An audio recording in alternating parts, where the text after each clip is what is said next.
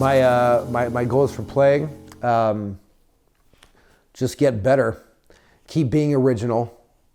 I think that's the big thing. Don't keep playing the same thing, because I can be very guilty of doing that. And so a goal for myself is always, again, like Les Thimig used to tell me, 20 some years ago, make something up, take a risk. That's what I like about this music. It can be, and that's kind of like the sound I like to have in my band. It's not, we're not a cocktail band. Nothing wrong with that, but I kind of like to push it a little bit. My goal for the audience is to kind of keep them engaged, to kind of keep them, slightly uncomfortable. Ooh, where are they going to go with this? You don't want to be too, this is just my personal opinion, you don't want to be too predictable in this music, because if you're too predictable, then you're elevator music or something.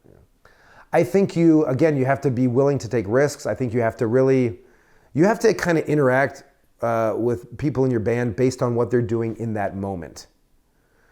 So, some jazz musicians might get up there and they might say, all right, I've practiced my solo. I'm going to get up there. I'm going to play it. I don't care what happens around me. Again, it's art for the moment, You have to react in the moment. And I think that'll help, because people feel differently every day. The way a band sounds on Friday is probably not the way they're going to sound on Saturday.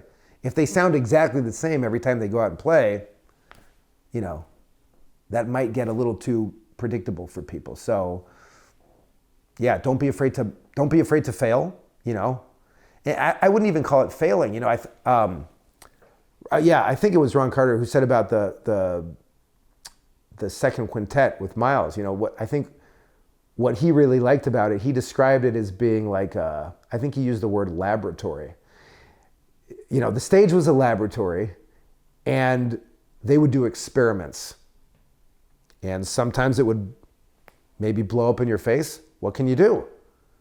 You have to tweak the ingredients, add more of this, take away some of that, But that's exciting. That's why that group was so great, because you didn't know what you were going to get. Art Blakey and the Jazz Messengers. You didn't know what you were going to get. Freddie Hubbard, Wayne Shorter, That's when the music, I think, is at its best. It's what keeps you on the edge of your seat. It's like, wow, this soloist could go anywhere. And then the rhythm section responds. It's a whole, living organism. I'm Sam Robinson. You've been watching Player to Player. If you enjoyed this video, please like and subscribe.